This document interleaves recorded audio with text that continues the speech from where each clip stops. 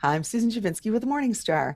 Every Monday morning, I sit down with Morningstar Research Services Chief U.S. Market Strategist Dave Sekera to discuss one thing that's on his radar this week, one new piece of Morningstar research, and a few stock picks or pans for the week ahead. So, on your radar this week, Dave, are a couple of economic reports. What are they, and why are you watching them? Good morning, Susan. So it's actually a relatively quiet week to start. We do have the Purchasing Managers Index, and that's just an indication whether or not people think, specifically purchasing managers, whether or not the economy is, strengthening or whether or not if it's slowing. A reading there above 50 indicates that the economy is expanding. A reading there below 50 means a contraction. But the real action this week is all going to be on Friday. So that's when we have non-farm payrolls and unemployment. Essentially what we're looking for is a report that's not too hot and not too cool. So we do think that the rate of economic growth is going to be slowing, but not slowing too much. So I think what the Fed is going to be looking for here or for indications that employment is starting to cool, but not to cool too much that it might end up causing a recession. So let's move on to some new research from Morningstar. As viewers Mhm. probably know, Charlie Munger, who worked alongside Warren Buffett at Berkshire Hathaway for decades, died last week at the age of 99. Morningstar's longtime analyst on Berkshire Hathaway published a note after Munger's death, and viewers can access the link to the note below this video. Now, Dave, what does Munger's death mean for Mhm. Berkshire Hathaway? And has Morningstar changed its fair value estimate or any of its ratings on the company after Charlie's passing? As you know, I mean, Warren Buffett has always been the public face of Berkshire, but I think, Charlie Munger's contribution to the long-term success of Berkshire is probably always underappreciated by the market. Yeah, as you noted, Greg Warren did publish a note. He's our equity analyst that's covered Berkshire for years and years, at this point. So there is no impact to our fair value. There's no impact to our wide economic moat rating. In fact, even as long as 10 years ago, we had already been stating that Berkshire would survive the eventual departure of Warren and or Charlie. So in our opinion, we think that long ago they already started laying the groundwork for this transition. At this point, we think Berkshire's culture of management and autonomy, entrepreneurship has all really become institutionalized within the company. And I'd also note too that both Warren and Charlie have been training those asset managers, and in fact, those asset managers are already running money at Berkshire. Well, Charlie will be missed, especially that dry Yep. wit of his for sure.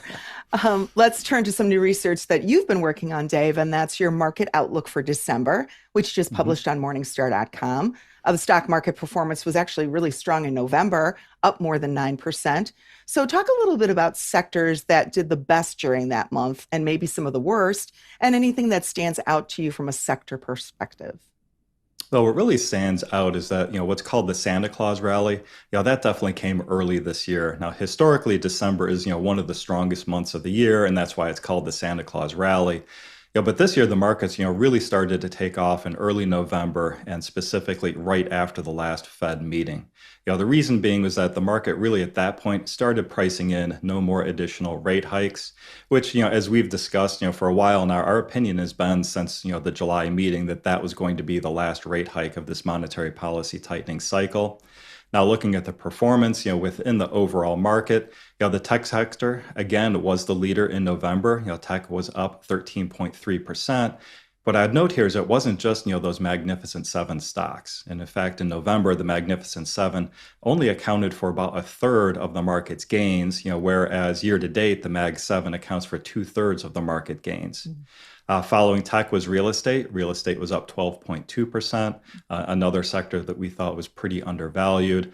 And then from there, we look at consumer cyclicals. Those were up 11.4, financial services up 11. So according to our valuations, all of these were, some of the most undervalued sectors that we've seen, coming into the year as well as, for most of the year. Now, to the downside, energy was the laggard that actually fell 1% last month. And then let's take a look at returns here by capitalization. Large cap stocks were actually up the least this past month, only increasing 9.2%, whereas mid cap stocks and small cap stocks were both up more than that. So probably too early to start calling it a trend, but according to our valuations, we've noted for the past couple months that we do think that for the market rally to continue from here, it would need to really broaden out away from some of those large caps and into mid cap and down into small caps as well. So then going into December, Dave, how do stocks look today? Is the market undervalued, overvalued, or somewhere in between? Well, first, I mean, just looking back over the past couple months, last month in our November market outlook, we noted just how undervalued stocks had become as compared to our fair valuations at the end of October. So at the end of October, the market was trading at an 11% discount to those valuations. And we noted not only was the market significantly undervalued at that point, but is only ever traded at that much of a discount or more to our fair value only 12% of the time, going all the way back to 2010. Now, following this dramatic run up in November, the market is still undervalued, but it's now only trading at about a 4% discount to our fair value. So it's still undervalued, but to much less of a degree at this point. So I kind of think the Santa Claus rally has probably run its course, and I think it's probably going to start running out of steam here, through the end of this month. So then are there any sectors that look more attractive from a valuation perspective now than they did, say, a month or two ago? Well, it's really only that energy sector which did pull back. Really taking a look at energy, and looking at not only the pullback in some of those stocks, but maybe a couple of updates in our valuations as well. Energy is now trading at an 8% discount to our fair value as opposed to 5% discount last month. So again, starting to look a little bit more attractive here, starting to see some more interesting opportunities pop up. I want to ask you specifically about utilities because we talked at length on a previous Mhm. episode in October about the tremendous opportunity Morningstar saw in the sector at that time. Is there still opportunity there?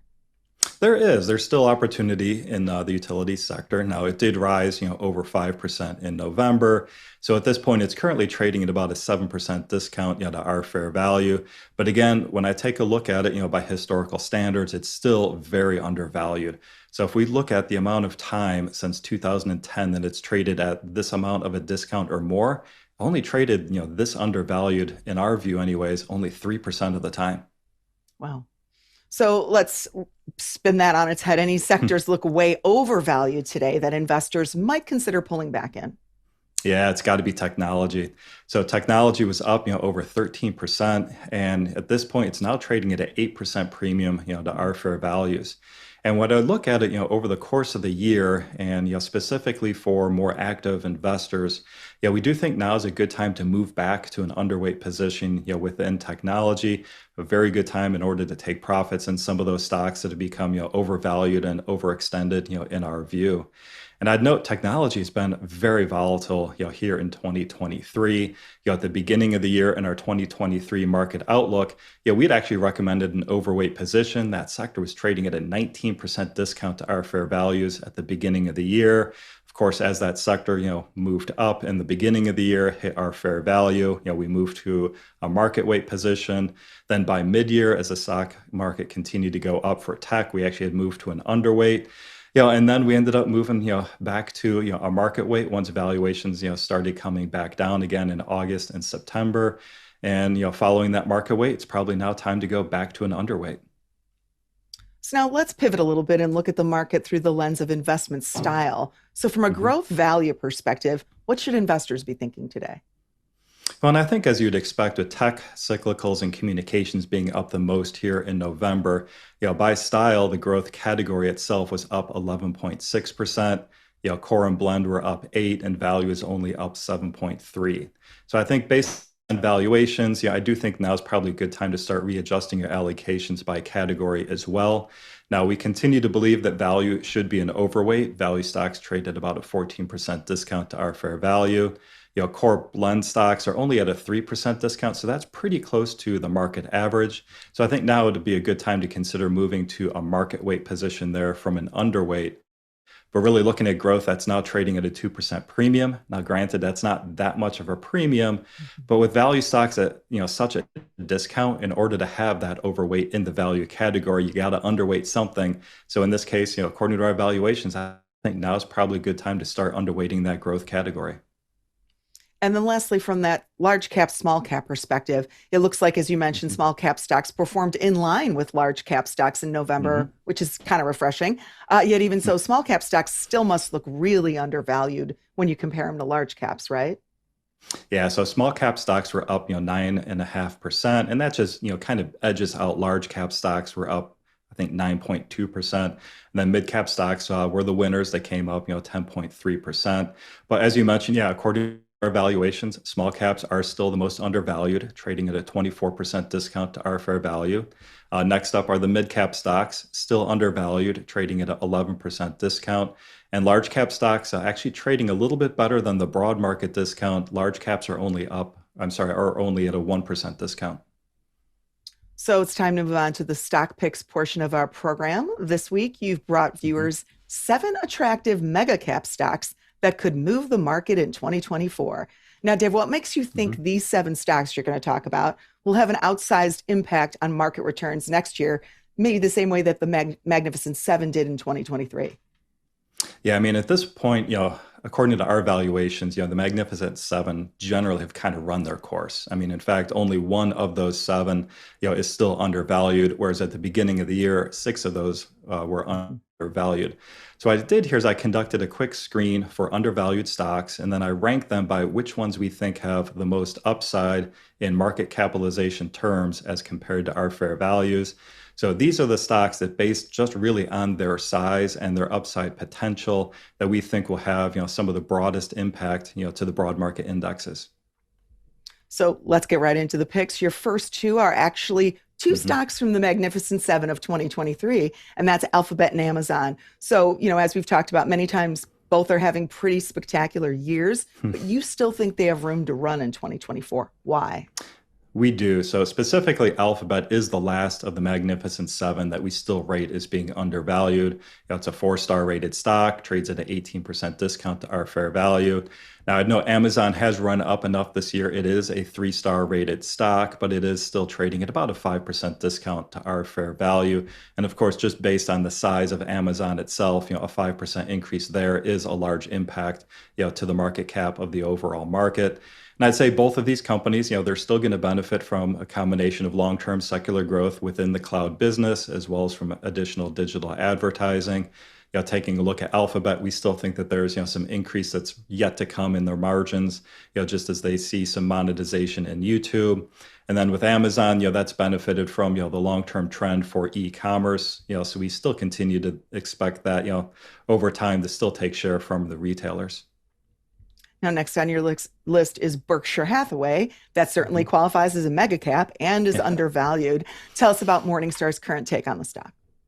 Yeah, so Berkshire is a four-star rated stock. The Class B shares do trade at an 11% discount to our fair value. Of course, Berkshire does not pay a dividend yield, but we continue to rate Berkshire with a wide economic moat. And I'd also point out here that we do rate Berkshire with a low uncertainty rating. And there aren't that many stocks that have a low uncertainty rating. When I look at our equity coverage, only 6% of our coverage, earn that low uncertainty rating.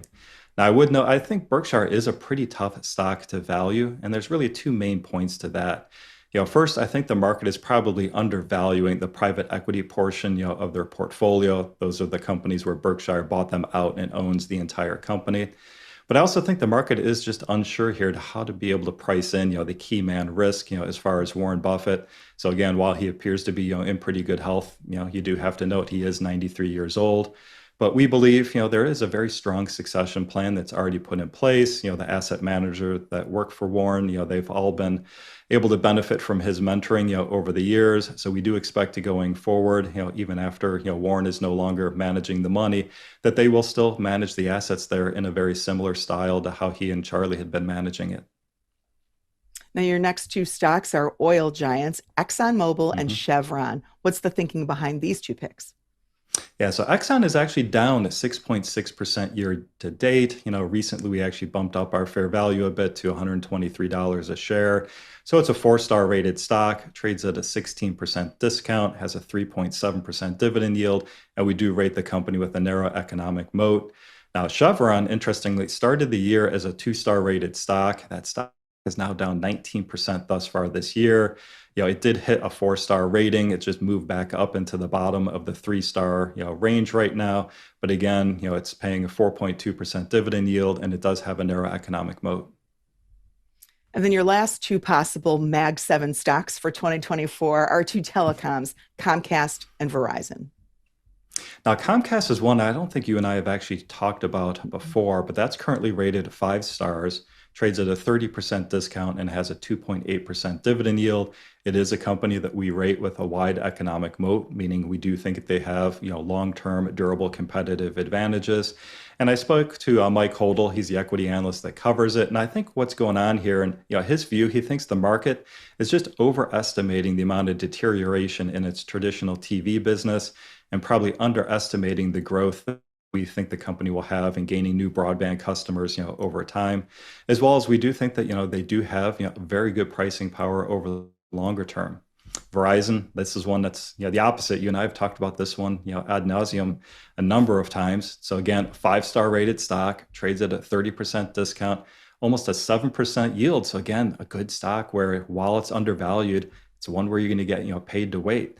Company we do rate with a narrow economic moat. So I think, the long story short here, we expect that over time, the wireless industry is going to start acting, more like an oligopoly, which means that they will compete less on price. And as such, we do expect that the operating margins, will be able to expand over time, which is why we think that this, as well as AT&T, are both pretty significantly undervalued. And I think you meant to say Comcast there, right? Comcast and Verizon is undervalued. Comcast is undervalued, Verizon is undervalued, and AT&T is similar to Verizon, that it's also a 5-star rated stock, trading close to that 30% discount. Me, in my mind, I kind of look at Verizon and AT&T both, very similar. So as far as an investor, both of them trading at a similar discount, both having kind of that narrow economic moat. I think it's a matter of just taking your pick as far as, which one you prefer over the other. Got it. Well, thanks for your time this morning, Dave. Viewers interested in researching any of the stocks that Dave talked about today can visit Morningstar.com for more analysis. Dave and I will be back live next Monday at 9 a.m. Eastern, 8 a.m. Central. In the meantime, please like this video and subscribe to Morningstar's channel. Have a great week.